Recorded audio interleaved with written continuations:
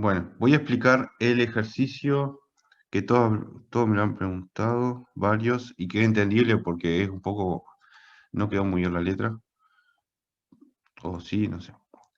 El ejercicio, ya no sé cuál es. ¿Cuál me preguntan todo el mundo? El 4, el ejercicio 4, la parte, Genial. la parte de la interpretación física. No sé si alguien tiene alguna pregunta de alguna parte anterior del ejercicio 4. Sí, a Decime. mí, vos sabés que me surgía la duda porque depende explícitamente del tiempo, el campo. El, el campo depende del tiempo, sí. El campo de Pero por velocidad, otro decís. lado, sí, el campo de velocidades, pero por otro lado, nosotros habíamos hecho uno parecido en clase y habíamos manejado que era estacionario, uno que iban cayendo las partículas, que la derivada Sí, local era estación. Sí. sí, el ejemplo que hice de caída libre. Claro, que la derivada local me daba cero. Entonces ahí me generó una duda porque por un lado me parecía que era igual a ese ejemplo, y en ese caso sería estacionario, pero por otro lado dependía explícitamente del tiempo y no... Bueno, no, Sí, a mí también me pasó lo mismo. no es exactamente el mismo caso, pero es verdad también que la diferencia es muy sutil. ¿Tá? En realidad, van a ver que en realidad la solución de esto es un problema de caída libre, ¿tá? Pero por la forma como está planteado el campo de velocidades, no es exactamente el mismo problema que yo hice como que el ejemplo que yo hice, ¿tá? Porque en el ejemplo que yo hice, yo tiraba desde arriba un montón de pelotas. En realidad, incluso es un ejemplo que tiene un problema de continuidad, pero ignorando eso, ¿no? Y cuando pasaban por el mismo punto, siempre tenían la misma velocidad. Pero yo sí estaba todo el tiempo tirando pelotas que cumplían las mismas condiciones iniciales, ¿sí? Hmm. Entonces, siempre como todas las pelotas cumplían siempre las mismas condiciones iniciales, todas estaban afectadas por la gravedad, entonces cada vez que pasaban por el mismo punto, tenían toda la misma velocidad. Entonces era un problema estacionario. Este problema, si bien es un problema que caída libre, tiene que interpretarse un poco distinto. Y por eso hice una animación. Uy, no, llegó gente. Ahora tengo que explicarlo otra vez. Bien, entonces, ¿el campo de velocidades es estacionario? No, claramente no. Y alguien me preguntó que me voy a sacar. No me acuerdo, alguien me preguntó, no sé si está acá la persona que me preguntó si eso dependía del sistema de referencia o algo así. ¿Dónde está? Uy, tengo que tener paciencia porque estoy un poco cansado. Estoy buscando la pregunta. Está en materiales, repartido de problemas. Acá está la pregunta. Quiero la pregunta porque hay una pregunta específica que está buena responder para todos. ¿Por qué? Pasa que cada vez que alguien quiere entrar, Zoom me minimiza todo. Bien, alguien preguntó. Eh, Arasa Florinda Gutiérrez, ¿puede ser? No sé si está acá. Sí, sí. Con Arasá habíamos estado discutiendo este problema. Está. Que yo le respondí a Angelina y ahí comentaste. Eh, Primero que nada, si el problema no es estacionario, si el campo de velocidad no es estacionario, eso no va a depender del sistema de coordenadas, a menos, obviamente, que me pase a sistemas no inerciales. Pero este curso, ah, eh, vamos a trabajar todo con sistemas inerciales, ¿está? Obviamente, si me empiezo a meter sistemas de coordenadas medio raro, en uno no va a ser estacionario, en uno no va a ser y en otro sí. Pero siempre y cuando trabaje en sistemas de referencias todos estacionarios, todos, perdón, todos estacionarios, en sistemas de referencias todos que tengan una relación de velocidad constante entre ellos, es decir, inerciales básicamente. Entonces, eso es estacionario o no un campo de velocidades no depende del sistema. No puede depender del sistema porque el sistema de referencia al fin y al cabo es una herramienta para resolver el problema. y sea estacionario o no, es una realidad que está cumpliendo físicamente. Entonces eso no puede depender del sistema de referencia, a Yo menos ahora que pase de un sistema inercial a uno no inercial. Ahí, eh, bueno, ahí ya no hablamos, ahí, pero eso no está contemplado. ¿Sí? ¿Me ibas a decir algo? yo ahora no tengo enfrente la pregunta que hizo Arasá, pero me parece que se refería a las coordenadas ¿En qué de Euler o coordenadas? de Lagrange. Bueno, si uno le quiere hacer la derivada parcial, ¿en qué coordenadas tienen que estar? ¿Se acuerdan de eso? La derivada parcial está relacionada directamente con un tipo de coordenadas, y es con las coordenadas de Euler, que son las Di- x y z. O sea, Disculpa, Alejandro. sí, ¿Sabes que tengo una compañera que está en la sala de espera queriendo entrar? Si lo puedes no, agregar. no, perdón.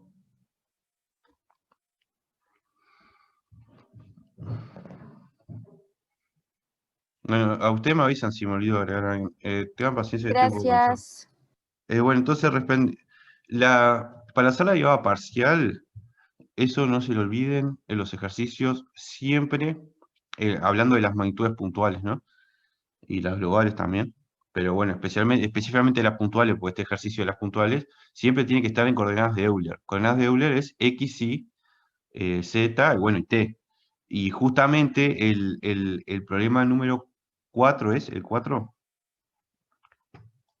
bueno, espero que no equivocarme del Sí, problema, está en coordenada, la velocidad, el campo de velocidad está en coordenada de Euler. O sea, lo único que tiene que hacer es, para ver si es estacionario o no, es derivarlo.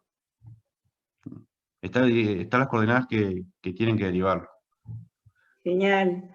Derivada local, coordenadas de Euler. Derivada total, coordenada de Lagrange. La excepción a esto es el teorema de transporte. El teorema de transporte, perdón, uno lo puede aplicar todo en coordenadas de Euler y hallar la derivada total. Pero si no, si uno aplica la definición, tiene que hacer eso sí o sí. Si no, marcha. ¿Qué más me había dicho? Bueno, si eso si es eso de coordenadas, ya lo respondí. Claro, claro, sí, se confunde el mismo tema del ejemplo. Lo que pasa es que no es exactamente la misma situación, pero es verdad que es muy sutil la diferencia. Entonces yo para explicarles, hice como una animación en un programa para explicarles las diferencias en este caso. Pero primero vamos a comentar eh, la solución, todas las partes anteriores. Primero que nada, el campo de velocidad no es estacionario. ¿Está? Segundo, eh, la trayectoria es una parábola. No sé si la determinaron. Sí, eso sí. Y tercero, las líneas de flujo son rectas paralelas. Son rectas todas paralelas. Obviamente que las líneas de flujo van cambiando con el tiempo, porque al ser el campo de velocidades no estacionario, las líneas de flujo van cambiando. Lo que va pasando es que van cambiando de inclinación. Son rectas, como son rectas, van cambiando de inclinación, ¿no? ¿Sí? ¿Todos tuvieron eso? Líneas de flujos rectas, la trayectoria son parábolas y... A ver, yo Claro, llegué hasta la parte de las trayectorias, que es me queda una parábola, pero no me queda claro cómo hacerlo de las líneas de flujo. para aplicar la línea de flujo, las líneas de flujo, para determinar tenés que usar el pique que les di la otra vez, que tienen que usar el tema de K por la velocidad, ¿se acuerdan? La derivada con respecto a un parámetro es K por la velocidad, y eligen uno de esos parámetros como una de las coordenadas, y ahí despejan y les queda una cosa más sencilla. No sé si te acordás de eso un poco. Creo que, mira, incluso Sí. creo que una compañera subió y sin ser por el tema de los extremos de la integral, el concepto lo aplicó bien. Sí, fui Pues, yo que subí. Pensé que era de 0 a R o de 0 a X y nunca me di cuenta en realidad de hacerlo de R0 o de X0 al otro. siempre Ahí ante fue la mi duda, error. siempre ante la duda anda desde X0 o Y0, siempre ante la duda anda. Pues si te convence eso es peor. Eh, por ejemplo, te puedes comer la posición inicial o la posición de referencia, así que decirlo, que es básicamente la base de las coordenadas de Lagrange. A ver, yo creo que estoy confundiendo entonces, porque eso que tú estás diciendo ya lo hice, que es por ejemplo, X punto es U en este campo de velocidades, y Z punto sería, porque se une 3, sería menos G por T. Y de ahí, Eso es para hallar, la función movimiento, lo que estás diciendo. Resolviste la ecuación, el sistema de ecuación diferencial ese, que es sí, sencillo, no está, puro nombre nomás. Y con eso podés, por ejemplo, después determinar la trayectoria, sacándote el tiempo de arriba. Obtenés un está. X de t y un Y de t, y después con eso puedes sacar la trayectoria. Esa es la trayectoria, que es una Eso, parábola, hasta es ahí una sola. llegué. Eso no son. La línea de flujo no sé cómo hacer entonces. La línea de flujo son las curvas que cumplen la condición de que son tangentes a la velocidad en cada instante. Entonces, lo primero que tenés que saber es si el campo no es estacionario, las líneas de flujo, las líneas de flujo van cambiando a medida que pasa el tiempo. Entonces vas a hallar una línea de flujo una familia de líneas de flujo que depende del tiempo. Sí. Y el otro que tenés que, para poder determinarlas, tenés que hacer lo que enseñé en la clase, no me acuerdo si la primera o la segunda, creo que la primera, no, la segunda. En la segunda clase, que es generar una curva o generar una familia de curvas que cumpla la condición de que son paralelas o colineales, si querés decir, a la velocidad en cada punto de esa curva. Entonces vas a generar, bueno, a ver si puedo escribir en esta cosa.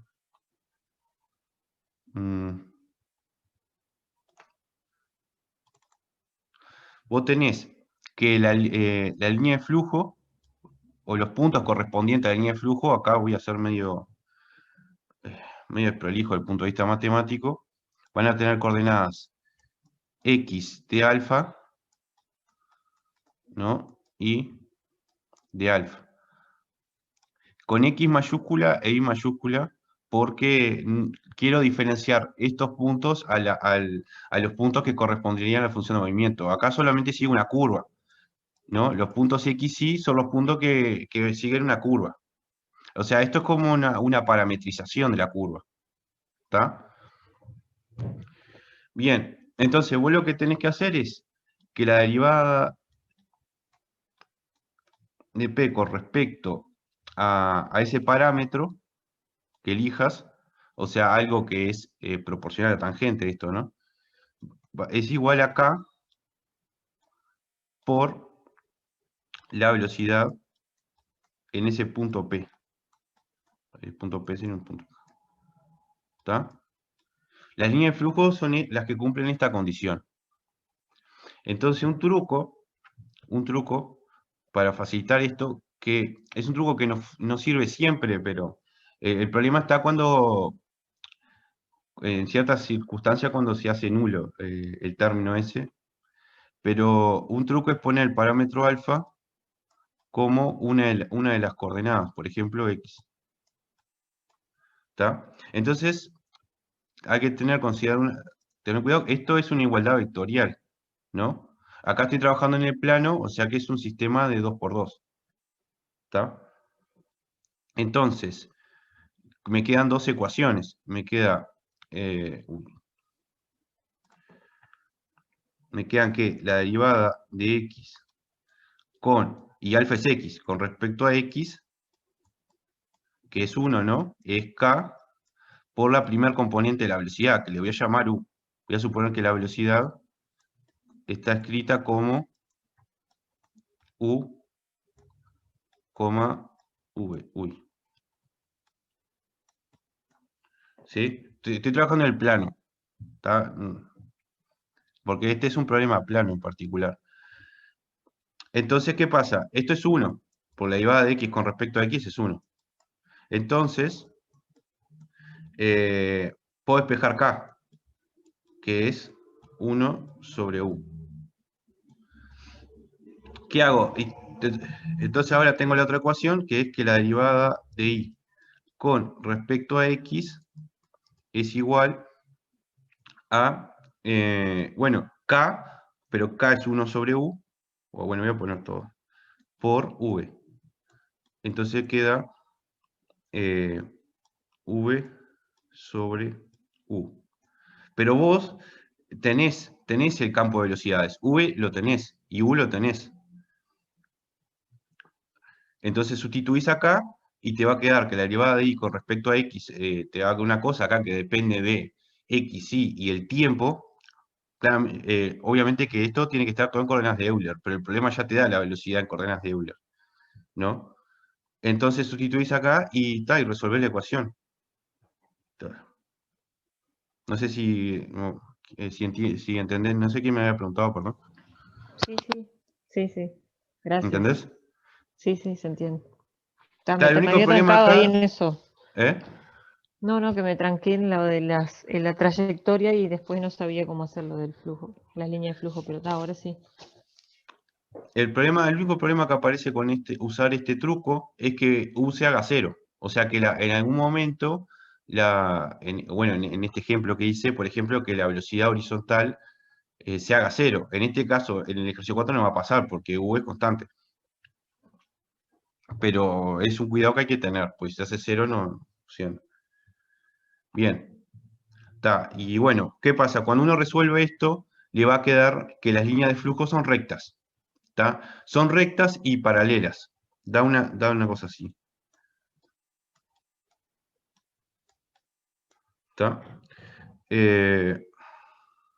Queda como que I es... No le voy a dar el resultado para que... Le queda como un alfa por X más X0, una cosa así. Por X más Y0. Una cosa así, una recta. Y además da un campo uniforme. Perdón. Da un uniforme, es decir, que en todos los puntos las líneas de flujo son las mismas. ¿Está? Bien. Dan rectas y todas iguales. Bueno, en realidad aparece el tiempo, alfa, está metido el tiempo por ahí, pero la línea de flujo como, vamos a poner un alfa de t acá si quieren. Esto depende del tiempo, pero como las líneas de flujo se midan en un instante, el tiempo es una cosa fija. Lo que pasa es que a medida que pasa el tiempo, estas líneas de flujo van cambiando su dirección, pero siempre, en este ejemplo, obviamente, estoy hablando, siempre son todas rectas paralelas. Bien. Se van inclinando más entonces a medida que va transcurriendo el tiempo. Sí, se van inclinando para abajo, porque date cuenta que si vos pensás en qué pasa con la velocidad, tenés la parte horizontal que es constante y la parte vertical que aumenta pero negativamente, digamos. Entonces, Sí. las líneas de flujo que son tangentes a eso se van inclinando verticalmente hacia abajo. Bien. A medida que pasa el tiempo. Bueno, ¿y cómo interpreto esta situación? Claramente aparece la G y eso uno piensa un problema de caída libre. Lo es, pero que tiene que tener ciertos cuidados.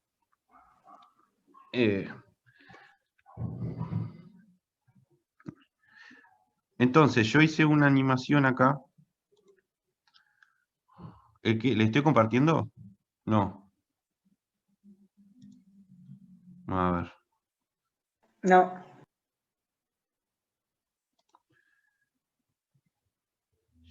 Screen. Bien. Le hice una animación y dibujé una esfera, un círculo, que va así, o sea, voy a suponer que la configuración de referencia, o mejor dicho, la configuración inicial es un círculo, ¿no? El conjunto de puntos forman un círculo. Y entonces, obviamente que la trayectoria que van a seguir todos los puntos va a ser la parábola, y el campo de velocidades lo dibujé paralelo, pero variable en el tiempo. Bien. A ver qué ven, si ven. Ahí cómo va pasando el tiempo, ¿ven? Ese sería el problema. Sí, se ve. Entonces, ¿qué es la situación que está pasando?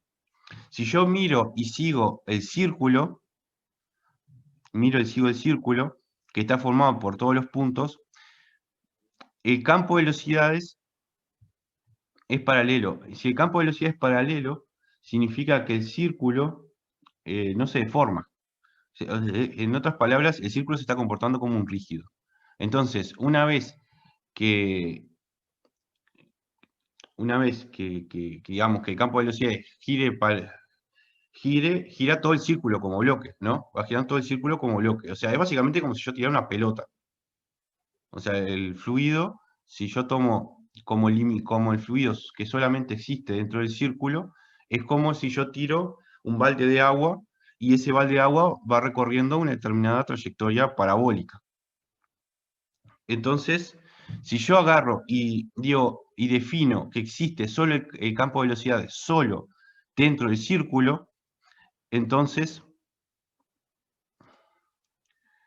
y nada más que dentro del círculo, entonces, por ejemplo, esperen, voy a hacer esto.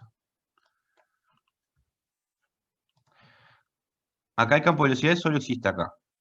Acá solo existe acá, porque obviamente no tiene sentido definir campo de velocidades fuera del círculo. Existe acá, existe acá, existe acá. Entonces, básicamente es un círculo que está en caída libre y el campo de velocidades va cambiando porque la dirección de la velocidad de cada partícula dentro del círculo va cambiando. ¿Está? O sea, lo único que hice acá fue, en este programa, fue representar el ejercicio. Nada más. Y lo animé a medida que va pasando el tiempo. Entonces el problema es, en palabras simples, como si yo agarro, tiro un balde de agua y voy siguiendo el fluido, el agua, voy siguiendo el fluido a medida que va cayendo. Entonces si solo definía el campo de velocidades dentro del fluido, veo que ese campo de velocidades no es estacionario, porque primero es así, después así, después así. Y básicamente es eso. Pero es incompresible, por eso es que se mantiene tipo el círculo siempre Sí, es igual. más que incomprensible, no se deforma, es como un rígido. Incomprensible no significa que no se deforme. Lo que pasa es que como el campo de velocidad es paralelo, además se comporta como un rígido, por la relación de velocidades y eso. O sea, digamos que la distancia relativa entre los puntos es constante. Eso porque el campo de velocidad es así, es siempre paralelo. Está hecho el ejercicio así.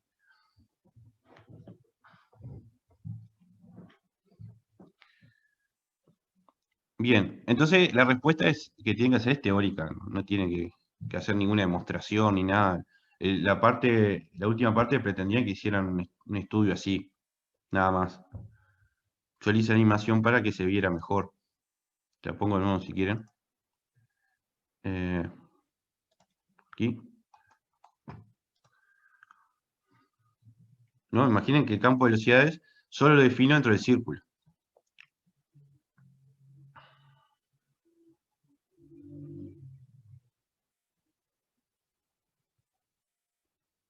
¿Mm? Entonces el sistema funciona perfecto. Habría que, claro, para interpretar hay que agregar esa condición.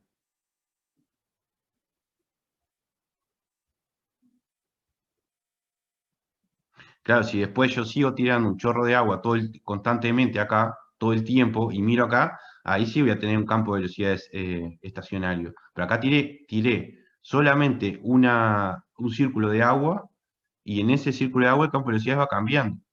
Entonces, el campo de velocidades de acá abajo, solo aparece cuando el círculo llega. Solo lo defino cuando el círculo llega, y así. De esa manera puedo agarrar e interpretar de alguna manera físicamente este movimiento.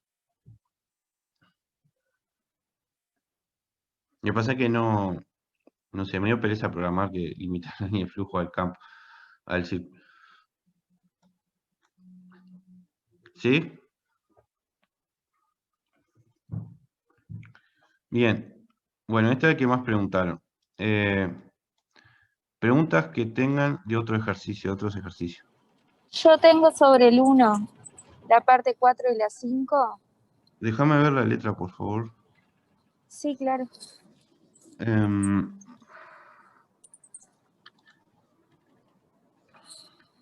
Esto se está grabando, ¿no? Así no tengo que explicar otra vez. Así. El 1, el partido 1. Uy.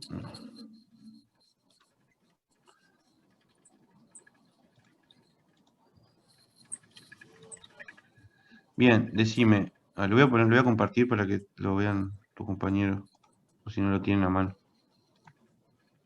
Acá. Decime.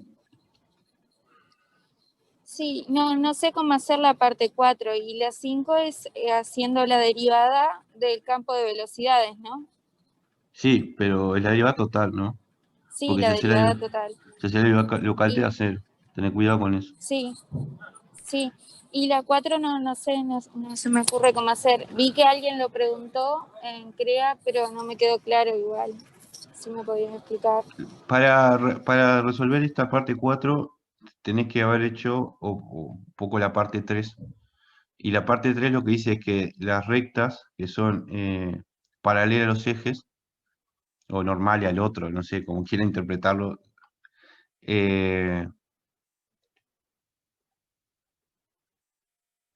se ubican en otro momento paralela a la primera recta. Es decir, las rectas que son perpendiculares a los ejes, o paralelas al otro eje, no sé, como quieran verlo, se van transformando en rectas paralelas. Es decir, en otras palabras, primero que nada, las rectas se transforman en rectas, y las rectas que tienen esa condición, ojo, no cualquier recta, sino las rectas que son perpendiculares a los ejes. Se transforman en rectas y además paralelas a la recta anterior. Te voy a hacer un ejemplo. A ver.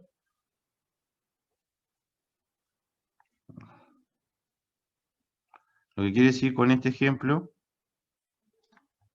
¿no? Bueno. Ah, bien, esto quedó, qué bueno. Lo que dice es que, por ejemplo, tener los ejes,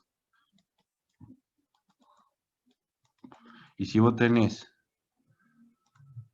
una recta, no sé, así, por ejemplo, después de aplicar la transformada de, no sé, de 2 puntos, o 3, con 2 a mí me basta, te va a quedar otra recta así.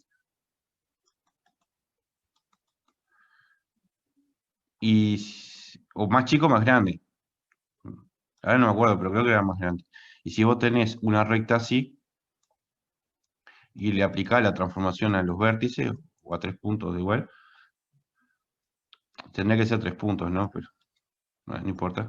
Se va a transformar en otra recta así, por ejemplo. Este es un ejemplo, ¿no? Una cosa así. O sea, esto va a ser así. O sea, rectas perpendiculares a los ejes se transforman en rectas perpendiculares a los ejes. A ver, que puede ser una recta que se puede estirar, no tiene que ser del mismo tamaño. Acá sin querer le dice del mismo tamaño. Entonces, ¿qué significa esto? Bueno, esto significa que si yo... Uy, ya se me está acabando esto. Que si yo tengo un rectángulo, ¿en qué se va a transformar un rectángulo? ¿Cómo se va a deformar un rectángulo? Si tengo un rectángulo, que genero no, un rectángulo, vamos a hacerlo así. Este rectángulo, ¿en qué se va a transformar? Un rectángulo ubicado así, ¿en qué se va a transformar? Esta recta se va a transformar en otra recta paralela. ¿Sí? ¿En otro rectángulo? Claro, se va a transformar en otro rectángulo. Porque además, de hecho, en este caso, las rectas paralelas también conservan el tamaño, en este caso particular. Entonces se va a transformar en una cosa así. O sea, este rectángulo rojo se va a transformar en este rectángulo azul. Como ya sé la propiedad de que las rectas se transforman en rectas, basta ver qué pasa con los vértices. ¿Para dónde va el vértice? Y ya está. ¿Cómo veo eso? Bueno, agarré un vértice de las coordenadas que te dice el ejercicio y le aplico la función de deformación en un tiempo t, que es lo que te pide un tiempo t genérico. Bueno. en un tiempo t genérico. ¿Qué dice acá? ¿Sí? ¿O no quedó claro?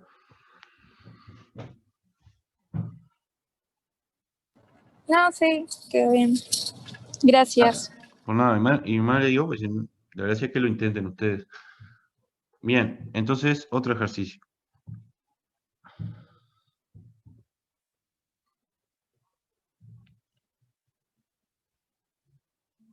No, de los últimos dijiste que ibas a hacer el video, ¿no? Ah, y el video sí. Bárbaro. Espera. Sí, tendría que hacerlo de mí. Uy. A ver si puedo comentar algo de los últimos dos. O sea, el video le va a servir para el último, para el penúltimo no tanto. Voy a compartirles y les voy a explicar. Yo tengo una consulta sobre el ejercicio 3, no sé si... Ah, bien, está mejor sí, ir al 3 y después vamos a los últimos.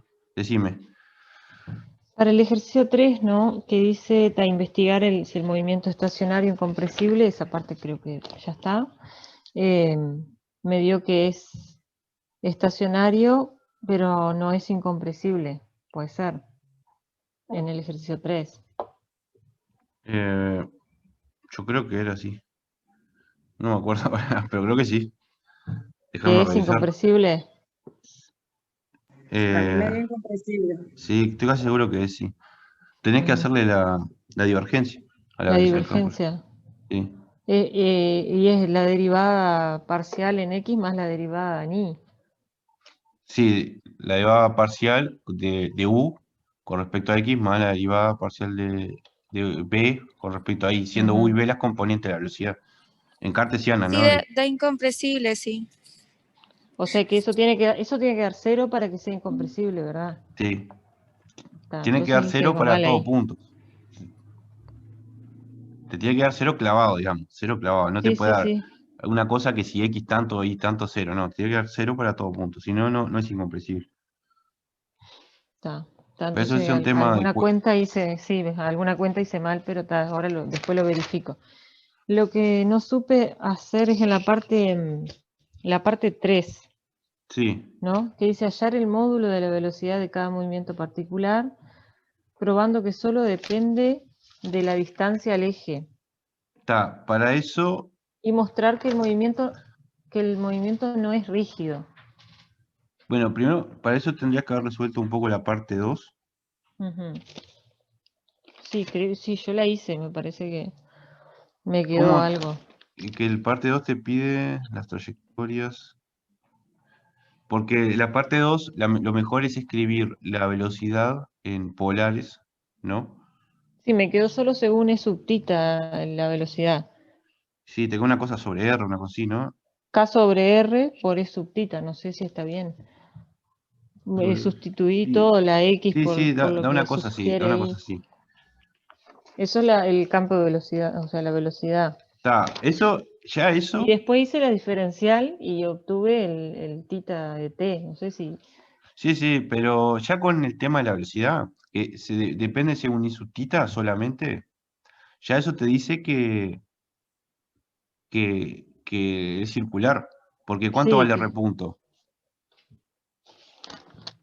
¿R punto cuánto vale? Ah, bien, entonces voy a explicar eso. A ver, vamos a la otra, a la pizarra. claro, R punto es 0. Ah, bueno, está. Sí, R punto es 0, porque tenés que escribir la velocidad en polares, ¿no? Ujú, Y R punto es 0. Como R sí, punto es 0, eso ya te demuestra que el movimiento es circular. sí. ¿Está? Bueno, no, perdón. Eso es la parte 2. Y el 3 dice, halla el módulo de velocidad de cada movimiento particular, probando que solo depende de la distancia del eje. Bueno, eso ya con eso que tenés ya lo demostraste. Ujú. Porque ¿de qué depende el módulo de la velocidad? Depende de 1 Y del sobre R. radio. Y es lo que te dice acá, probando que solo depende de la distancia del eje. Eso es el radio. Está. Mostrar que el movimiento no es rígido. Bueno, esto es Y porque... ahí esa parte, no sé si yo la interpreté bien, ¿no? Pero como me quedas K sobre R, sería como que a medida que se aleja del centro O, como que aumenta la velocidad, puede ser. A medida que se acerca, porque Que viste se que, acerca, sí, claro, se achica el radio claro, y viste que aumenta la si vos, velocidad como un vórtice, sería así. sí, sí, o sea, un rígido, a medida que yo me alejo del centro, la velocidad es proporcional al radio. La velocidad, estoy hablando si es un movimiento circular, y entonces la velocidad tangencial queda proporcional al radio, ¿no? Queda Ujú. θ punto por R. Eso tiene que cumplir un rígido, si no, no es un rígido. ¿Está? Porque un rígido, la condición que tiene que cumplir es determinado campo de velocidades. Que hay una ecuación. Si no la cumple, no es un rígido. O sea, por ejemplo, esto no tiene no le podés definir una velocidad angular única. Claro. O no tendrías por qué definirle. ¿Sí? No es como el caso de un rígido. Bien. ¿Sí? ¿Te quedó claro ese? Sí, o sea que no tengo que hacer más cuentas, simplemente con eso ya queda demostrado. Sí, esa interpretación, escribir algo capaz, y no, más cuentas, ¿no? Perfecto. Todo el 3 es una interpretación de lo que hallaste en el 2. Bien. Después, no sé si está la persona acá, o creo que se fue, que me había preguntado del ejercicio 5. Hay una pregunta ahí, ¿sí? ¿Quién me preguntó el ejercicio 5?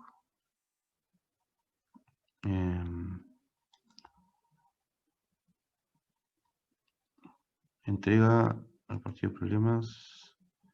Si no, tengo que responderle después. Jonathan no está acá.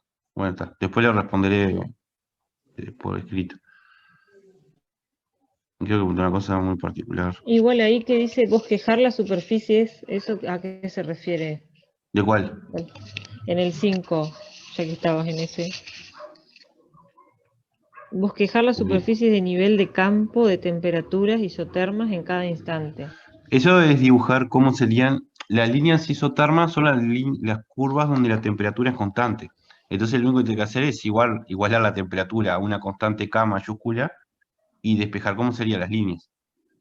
O sea, estoy buscando el repartido, ¿no?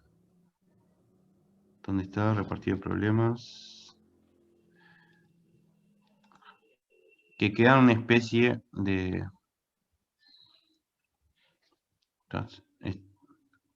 ¿Dónde está? Las isotermas son líneas donde la temperatura es constante. Entonces igualas esto a una constante y te va a quedar Y en función de X. Y con eso dibujas un campo de curvas ahí, más o menos, para que te quede bien. Acordate que la zona derecha y mayor a 0. Ujú. Está. Bien. Bueno, para hacer el ejercicio 6, no, en teoría no Alejandro, aprovecho a consultar. Quizás es media pava la pregunta, ¿no? En el 3, para pasar de cartesianas a polares, sinceramente no me acuerdo. Simplemente sustituyo. Para, que tengo que ver. Voy a compartir la pantalla. En el 3, vamos Sí. otra vez. Materiales.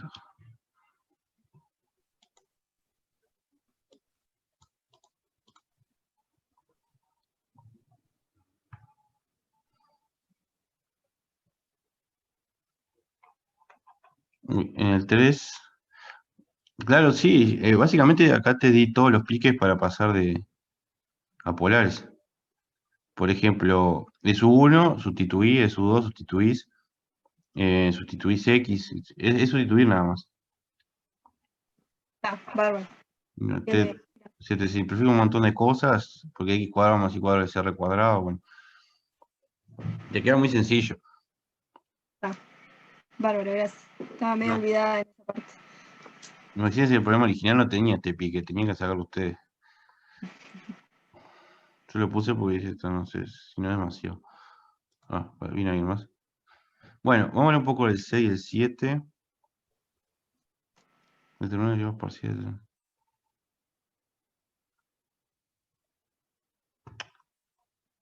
Claro.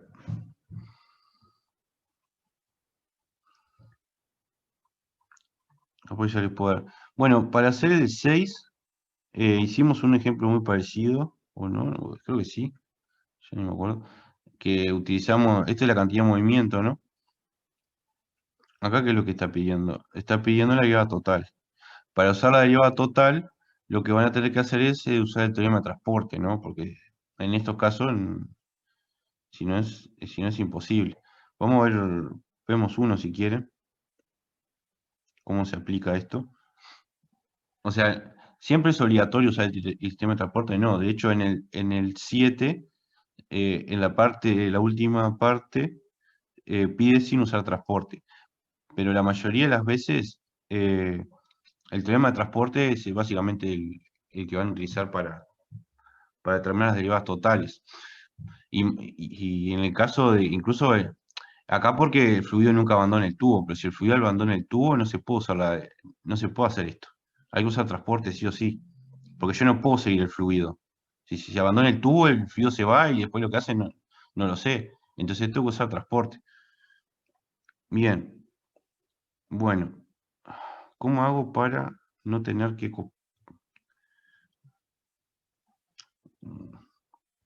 Bueno, a uno, no sé qué, bueno, a ver, vamos.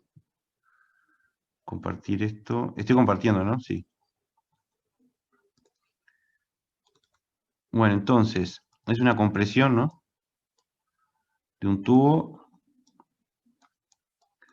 No es que lo vaya a resolver, pero le voy a dar los piques para hacerlo. Todos estos casos, si no me equivoco, son todos estacionarios, ¿no? Eso significa que las derivadas locales, ¿cuánto dan todas? ¿Cuánto les parece? 0. Dan todas 0. Las derivadas locales dan todas 0. Porque la derivada local, estos son magnitudes globales, ¿no? En las derivadas locales, vamos a suponer que esto, no me acuerdo si se llama D o H. ¿Cómo le llama la región? H. En las derivadas locales yo dejo la región fija. Y si es estacionario, significa que lo que pasa en la región fija es siempre lo mismo. Por lo tanto, es 0. Esta creo que es A1, puede ser A1, y esta es A2. Y una hipótesis importante es que esta es B1, y B1 se considera uniforme en toda la sección. ¿Tá? Que es una hipótesis que se usa bastante. Y de hecho, probablemente si ustedes dieron alguna vez en un curso de sanitario o dieron fluidos, esa hipótesis la usaron. Después vamos a ver qué tan bien o qué tan mal está esa hipótesis, ¿no? Que es parte de la gracia de este curso, ver las cosas que decimos que también, que también están o que están mal. Bueno, entonces, esto es uniforme, se considera que todo el sistema es estacionario puede ser que esto sea, que venga agua siempre de la misma manera, entonces siempre pasa lo mismo. Entonces, ¿qué pasa? Cuando hay una compresión, entonces la cantidad de movimiento cambia de las partículas que están acá a las que están acá. ¿Por qué les parece que cambia la cantidad de movimiento? A ver, razonando, o sea, interpretando la situación. ¿Por qué les parece que cambia en una compresión la cantidad de movimiento?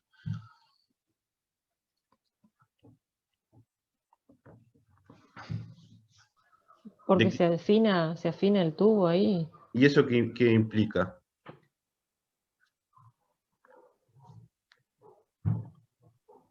Que aumente la velocidad del fluido. Ahí está. La velocidad del fluido aumenta porque el fluido es incompresible, ¿no? Vamos, la hipótesis que es incompresible, y eso implica que la velocidad de las partículas, o sea, aumenta. Y eso se traduce que aumenta la cantidad de movimiento. O sea que la cantidad de movimiento final, digamos, de esta parte, es mayor que la inicial. Entonces hay una variación de cantidad de movimiento. Eso implica que el tubo tuvo que haber hecho una fuerza sobre el fluido para poder hacer esa variación. Y eso implica que el fluido hace una fuerza sobre el tubo por tercera ley, ¿no? Bien. ¿Cómo puedo hallar la relación de B1 con B2? Bueno, ahí tengo el tema de que voy a suponer que el fluido es incompresible. Una de las ecuaciones es que la divergencia es cero, pero otra que tengo es que el flujo en la superficie, o sea, en la frontera de H, que era B por N de A, esto es cero, ¿no? Esto era otra definición de que sea incompresible. O sea que básicamente que lo que sale es lo mismo que lo que entra, hablando de volumen, no de masa. ¿Está? Esto sí, ¿dónde hay un flujo que no sea cero? Bueno, en la entrada y la salida, porque en estas partes, por un tema de no atravesamiento, la velocidad es perpendicular a la normal. Entonces, esto, y como es uniforme, esto se traduce a básicamente que B1 por y n, que es, bueno, n acá es menos E1, entonces queda B1, producto escalar menos E1, entonces queda menos B1 por A, y el otro es B2 por A más B2 por A es igual a 0. Entonces acá tengo a 1 y a 2, ¿no? Acá tengo la relación entre A2, B2, B1 y 1. No me acuerdo cuál dato daba, pero había que hacer esta relación para ver cuál era la letra. ¿Qué datos daba? A1, A2 y B1, claro. Con eso tenía que sacar B2. Esto es lo que se le llama continuidad. Ecuación de continuidad se le dice a veces a esta, pero es una ecuación que sale de que el volumen del cuerpo continuo no está cambiando. Es decir, que el movimiento es incompresible. Y para nosotros significa que el fluido es incompresible. Bien, ¿dónde estoy? ¿Sí? ¿Entendieron esto? Esta es una ecuación que sale del teórico, que es la equivalente a decir que la divergencia es cero, y es equivalente a decir que la integral volumétrica de la divergencia es cero. Lo que pasa es que esto no prueba, si yo pruebo esto no prueba que el fluido es incompresible. Tengo que hacerlo para cada subregión, porque capaz que hay subregiones que se están comprimiendo y subregiones que se están estirando. Entonces esto va a dar cero de todas maneras.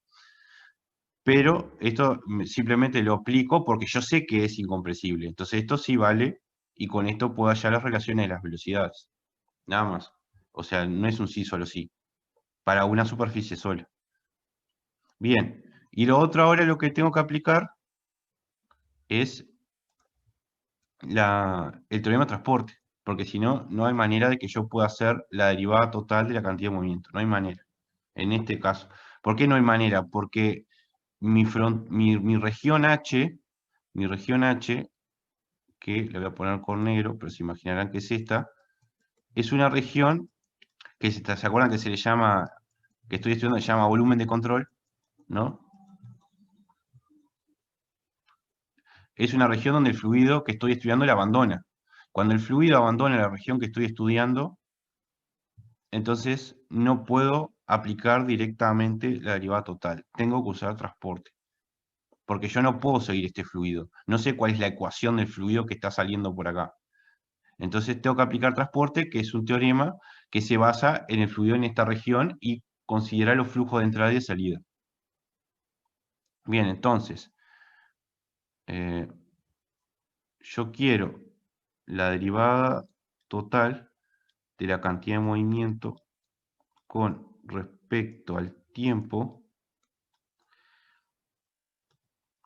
y voy a aplicar transporte, que eso es la derivada local de la cantidad de movimiento con respecto al tiempo más el tema de los flujos.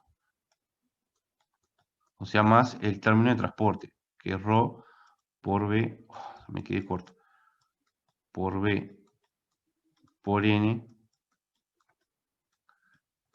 de A. ¿Qué pasa? Esto, como es estacionario, es 0. ¿Está? Y acá, bueno, esto uno no se puede apurar, que de hecho yo me apuré acá, no tendría que haberlo hecho, tendría que haberlo hecho más prolijamente, en hallar esto. Primero se hace B por N, el producto escalar, eso se multiplica por la velocidad, y bueno, en este caso además dice que el fluido tiene densidad constante de ρ y uniforme, entonces este ρ es un ρ0. Que eso va a pasar hasta que hagamos algunos gases, ¿no? Porque el agua o cualquier líquido, a lo que trabajamos nosotros podemos considerarlo incompresible. No así a los gases, ¿no? Bien. Bueno, no sé si tienen alguna pregunta de cómo aplicar esto, o quieren que muestre un ejemplo en este ejercicio, o creen que lo entienden.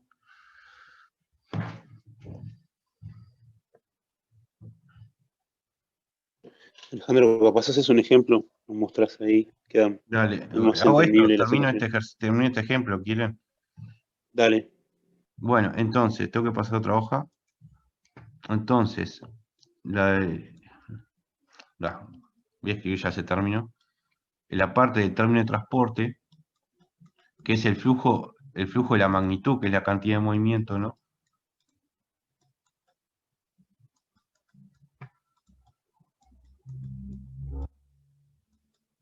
Obviamente se puede dividir en dos, en el flujo de la etapa 1 y el flujo de la etapa 2. Toda la parte que implica el borde rígido del tubo, esa parte tiene B por N 0, así que no se considera. Solamente importa las partes donde sí hay flujo. Entonces sería en área 1, ¿no? Acá paso a tener B1 porque tengo una sola velocidad. Eso no tiene por qué darse, es porque estoy suponiendo que es uniforme en todo el área 1.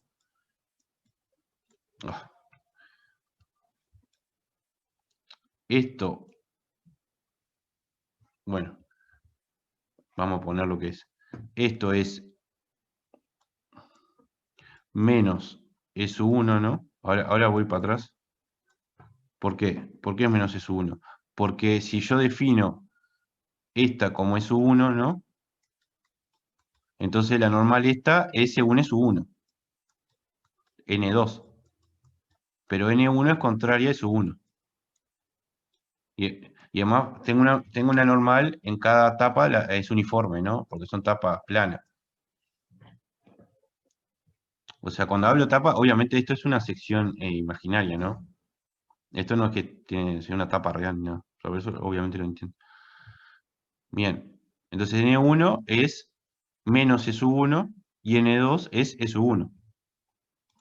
Y uno acá tiene que ser lo más prolijo posible. Esto es dA1, bueno, más, es que me ocupo medio pizarrón, A2 por ρ, perdón, me cuesta pila escribirlo, por ρ por B2 por B2, producto escalar, acá sí va S1 de A2.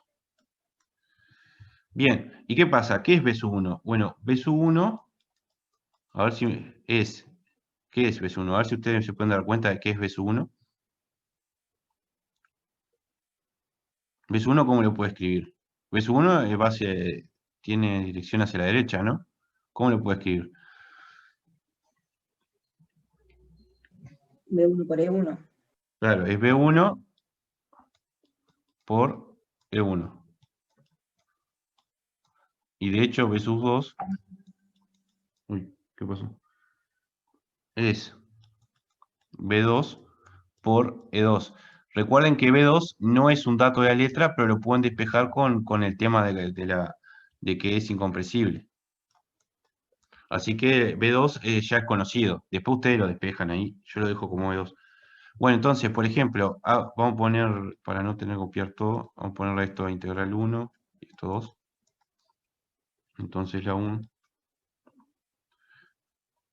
es igual. Bueno, ¿qué pasa? Todo esto, todo estoy integrando, es uniforme.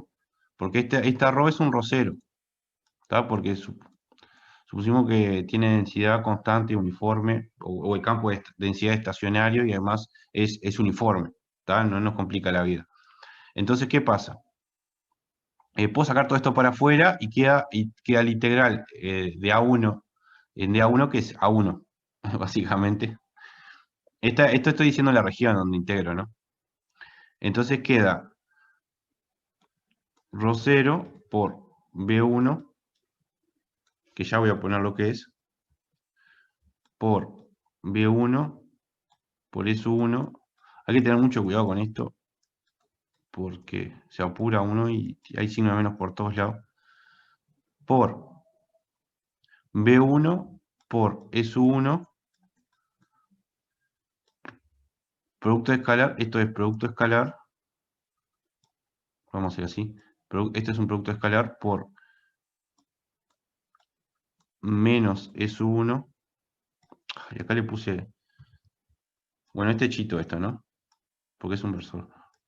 Menos S1 por, acá le puse cosas, bueno, disculpen, es un techo. Y la hora. Es lo mismo, es un tema conceptual nomás. S1, y está. Por A1. ¿Sí? Entonces, junto todo esto, ¿y qué pasa? E1 por menos E1 es menos 1, ¿no? Entonces todo esto queda menos B1. Menos B1 por EU por B1 según S1 es menos B1 cuadrado. Entonces todo esto queda ρ0 o menos ρ0 por B1 al cuadrado por A según S1. O sea, esto es vectorial, ¿no? A1. Uy, ¿qué toqué?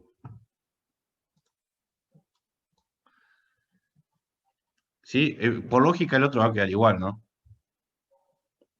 El otro va a quedar igual. No, igual no, que va a cambiar un signo. Va a cambiar un signo, ¿no? O sea, tengo que hacer 1 más 2. Porque, ¿qué pasa? Cuando haga el 2, no hay ningún menos acá. Porque la normal es según S1. Entonces va a quedar como esto, pero con un signo de más. Bueno, y B2 y A2, obviamente. Entonces, la derivada total. Si usted no entiende algo, me para, ¿no? Porque la cantidad de movimiento va a ser igual a, y lo voy a ordenar de ρ0 por b sub 2 al cuadrado por a sub 2 menos b sub 1 al cuadrado por a sub 1. Esto según e sub 1. No me comí nada. No, esto, ¿no? ¿Están de acuerdo? No sé si me comí algo, pero esperemos que no. Bien.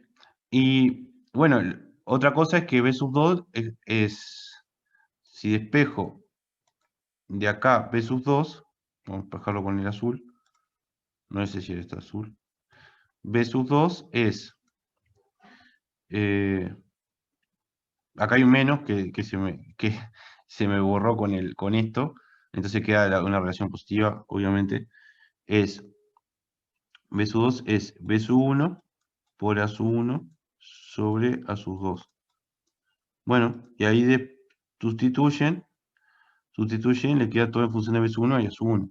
¿Tá? Y ahí pueden ver la variación de la cantidad de movimiento con respecto al tiempo del fluido, que tiene relación con la fuerza que le hace el tubo al fluido.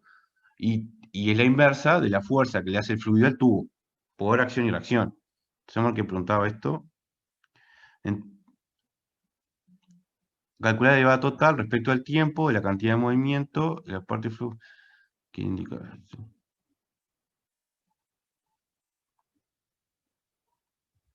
No, pensé que sé que me faltaron. Le hubiera agregado una pregunta más buena. Ahora ligar. Acá al final, la última parte que estabas haciendo de la derivada total de la cantidad de movimiento, quedó solo según E sub 1. Claro. ¿Qué estoy haciendo? Estoy mostrando. Esto. Esto, sí, ¿por Eso, qué sí. decís?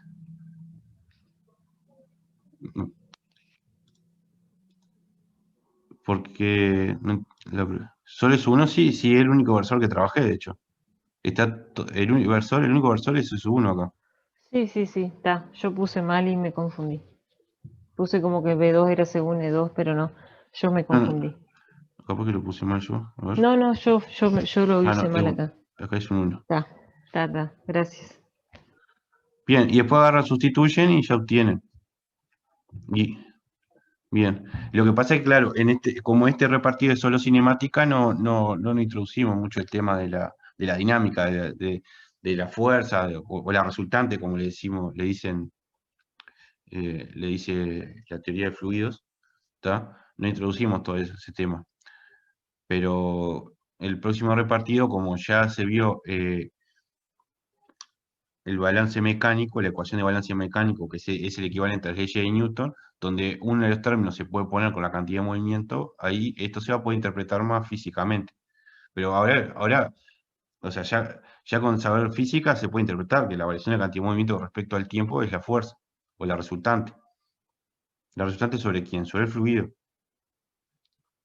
Por eso, en los codos, cuando uno tiene codos, tiene que tener cuidado con el diseño porque el fluido se fuerza sobre el codo. Y eso puede hacer puede ser un problema, dependiendo de la velocidad que tenga, ¿no?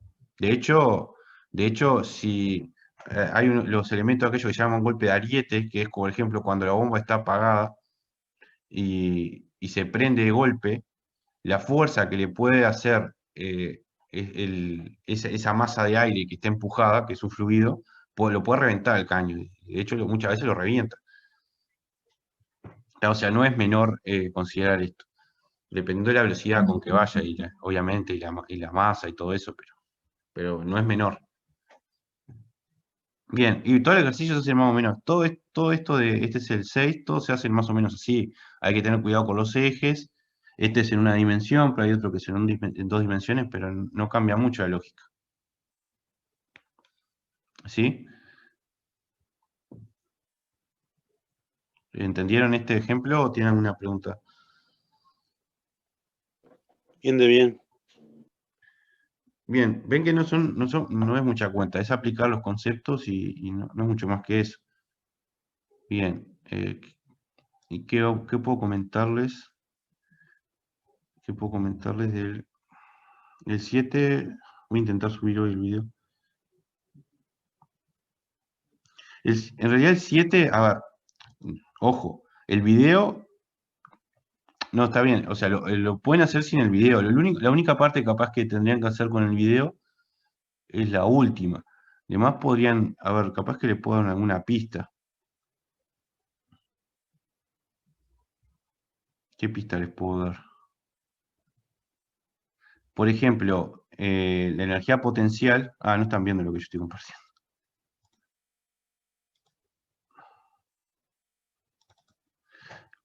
Acá tienen un fluido que tiene longitud L, ¿no?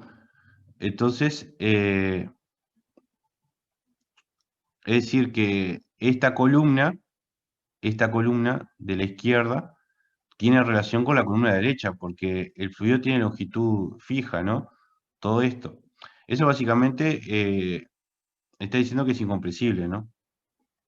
Es incompresible el fluido. A pesar de que acá le da una sola densidad, pero esta densidad es constante.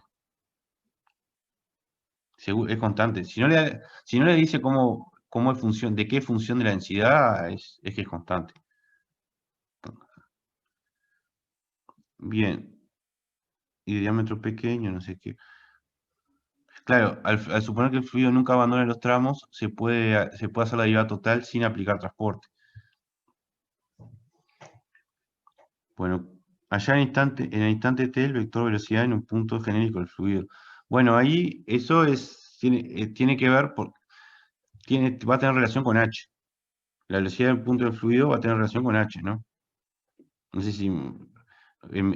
con H y con qué tiene relación. O sea, en vez de H, ¿qué? O sea, va a tener relación con la derivada de H con respecto al tiempo. ¿Sí? Lo que pueden simbolizar de forma corta como H punto. La velocidad va a tener completa relación con eso.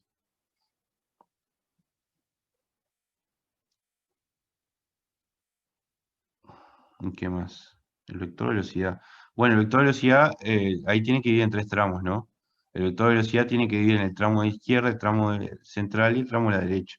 Pero ya se imaginarán que es todo relacionado con H punto. Pueden usar que es incompresible para relacionar las velocidades de los diferentes tramos. También se puede sacar por lógica, ¿no? Pero también puede usar la ecuación de incompresibilidad, es decir, igualar los flujos de dos zonas de fluido para relacionar H punto con, perdón, la velocidad con H punto, con este H punto, ¿no? ¿Qué más? Y después, bueno, y después, todo esto, todo, por ejemplo, la energía potencial, que es rho g por z, ahí le va a quedar una ecuación, pero todo al final, de alguna manera, va a terminar dependiendo de H. ¿Está? ¿Por qué esto depende de H? Porque la longitud es fija. Entonces, lo que baja esto, uno puede suponer que empieza, por ejemplo, con la misma altura acá que acá, entonces lo que baja esto, lo que bajó de acá es lo mismo que subió acá. ¿Están de acuerdo? Porque es incomprensible. Entonces, todo el fluido va a tener relación con H. Además, si uno pone la cota acá, para la energía potencial, por ejemplo, toda esta parte no me interesa. Si uno pone la cota 0 acá. Entonces lo único que interesa es lo que bajó esto y lo que subió esto. O la altura de estos dos, la altura de esto y la altura de esto, para hacer energía potencial. Que es, a ver, vamos a ver si, bueno, acá H, vamos a suponer que inicialmente estaba acá y acá, entonces esto mide D, todo mide L, entonces esto mide L menos D sobre 2, si llegaba hasta acá, ¿entienden? O sea, si el fluido al principio tenía las dos alturas iguales, de los dos tubos, entonces cada tubo, la altura del fluido en cada uno de los tubos, medía L menos D todo sobre 2. ¿Están de acuerdo? Y, ¿qué iba a decir? ¿Qué le iba a decir? Ah, la altura de este tubo, por ejemplo, va a ser H más esa constante, o sea, más L menos D sobre 2. Ah, le iba a preguntar, a ver si se dan cuenta. Y la altura de esto es H más L menos D sobre 2, y la altura de esto, ¿cómo es? ¿Cómo sería? Si esta es L menos D sobre 2 más H, ¿esta cómo es?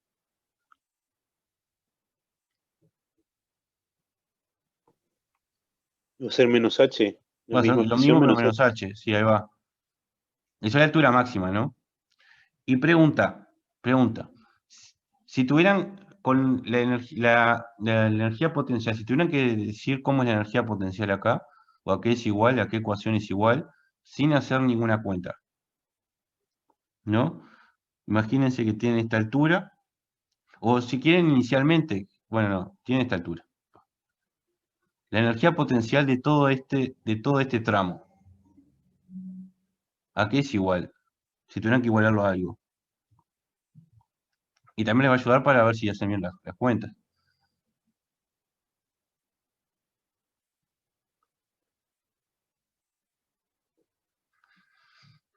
A ver, le voy a Podría ayudar. ser la densidad por volumen, Sí, por G, por H menos D sobre, ¿cómo era?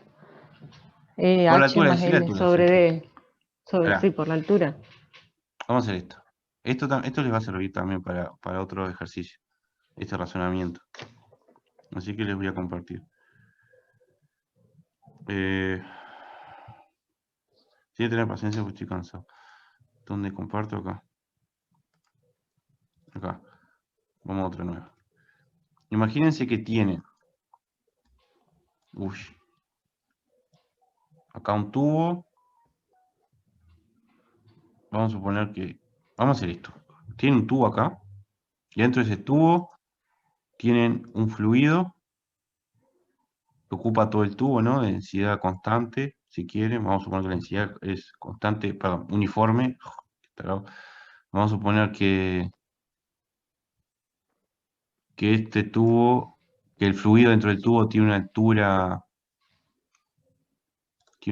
L, y además el fluido tiene una densidad uniforme ρ0.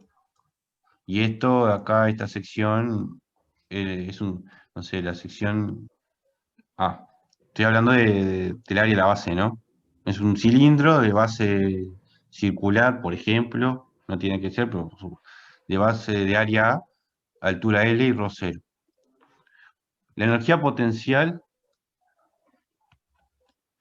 potencial gravitatoria de esto, aquí es igual.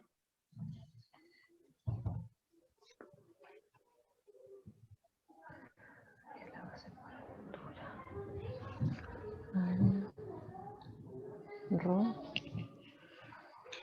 por A por L. Bueno, claro, eso sería la masa, ¿no? ρ0 por A por L, que es la masa, básicamente.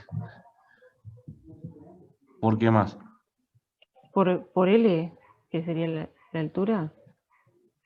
¿Te parece?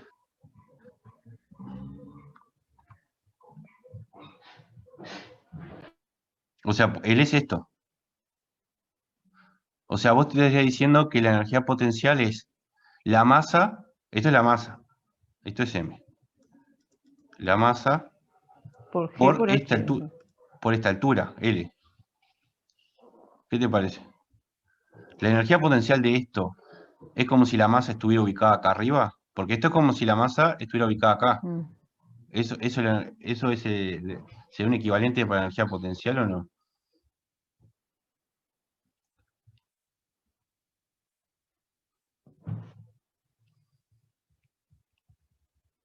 ¿Entienden lo que pregunto? Yo lo que pregunto es... Ahí sí. tenía que ser como una integral. No, si esto no precisa. No sé. Piénsalo por lógica nomás. La energía potencial, ¿qué es? Es M por G, bueno, me falta la G acá, ¿no? Obviamente. M por G por la altura, ¿no? Esa es la energía potencial.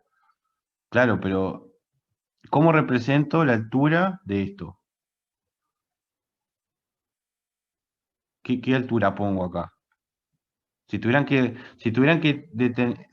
poner una altura representativa para todo este fluido, ¿dónde estaría? Para la energía potencial.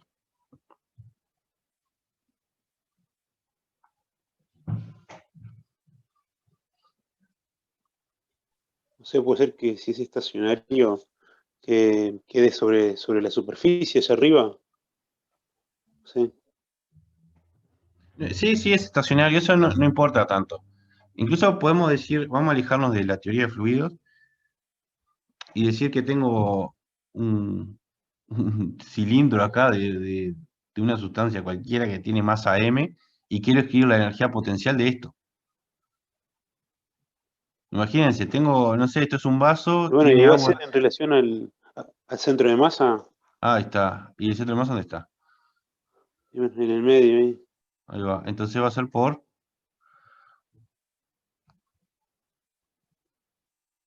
H sobre 2. bueno, está bien, en este ejemplo era por L Bueno, sobre 2. L sobre 2. Ahí va. La energía potencial, la gravitatoria, no va a cambiar la lógica por ser fluidos. Va a ser equivalente a que toda la masa estuviera concentrada en el centro de masa, ¿no? Que en este caso es L sobre 2, por la altura del centro de masa. Es un equivalente, es el concepto de centro de masa, ¿no? O en este caso, bueno, si la densidad es uniforme, es lo mismo que el baricentro. Si no es uniforme, no es lo mismo que el baricentro, ¿no? ¿Entienden? Entonces esa lógica, Sí, sí. esa misma lógica, la puedo aplicar para verificar esto. O sea, puedo hacer la integral, por supuesto que puedo hacer la integral, con la definición esta. Pero la integral me va a tener que dar la masa de esta sección por la mitad, por la altura del centro de masa, que es la mitad de esta altura. O sea, sería h menos L menos D sobre 2, todo eso dividido 2. Eso me tiene que dar la energía potencial de este punto. Y esta me va a dar, bueno, L menos, bueno, todo el trámite dividido 2 por la masa de esto. Que la masa de esto, como dijo la compañera, es la densidad por el volumen. Y bueno, por G, me olvidé la G, por G. Entonces ya con eso tiene la energía potencial de esto dependiendo únicamente de H. ¿Y qué pasa? H depende del tiempo. Y la derivada de H, vamos a decirle que es H punto. O la derivada de H con respecto al tiempo. Que H, obviamente, va a estar escrita o sea, H no puede estar escrita en... Bueno, acá no hay coordenada de Lagrange ni nada. Bueno, H de t tiene una derivada, ¿no? Que es H punto. Que acá no dice, no dice cuánto vale H punto, pero no importa. Lo importante es dejar H punto nomás. Porque como H es conocida, H de t es conocida, H punto de t también es conocida. O sea, la derivada de H con respecto al tiempo es conocida. Entonces, todo esto le va a quedar en función de H. Y, por ejemplo, la parte 5, que es aplicar la definición de la derivada total aplicando la definición, calcular la derivada total aplicando la definición, como toda la energía potencial, hablando del ejemplo de energía potencial, le va a quedar algo por H, que después tiene que ver si aparece alguna otra H por ahí, pero bueno, algo por H o H cuadrado, no me acuerdo ahora, que van a tener que derivar eso. Creo que les queda por H cuadrado, ¿no? Porque tienen una H en el volumen y una H en la altura. Entonces le va a quedar algo por H cuadrado. Derivan eso en el tiempo y tienen esto. Y para aplicar transporte, aparte, tiene que partir de esta fórmula. Y ahí ver cómo les queda. O sea, le va a quedar la integral, la otra integral que no va a ser 0, y les va a quedar los flujos de las tapas. No sé si me expliqué o no. Hola. Sí, sí. Eso son los piques para este ejercicio, básicamente. O sea, una forma rápida de hallar la energía potencial es esa, ¿no? También se aplica, pero una manera de hacerlo es aplicar la integral y ven que le da lo que les tiene que decir la lógica. Con la cantidad de movimiento es una lógica muy similar, porque de nuevo lo mismo, la misma lógica de la velocidad por la velocidad del centro de masa por como si tuviera toda la masa centrada ahí, bueno, es la misma lógica, ¿no? No cambia mucho eso. Y la energía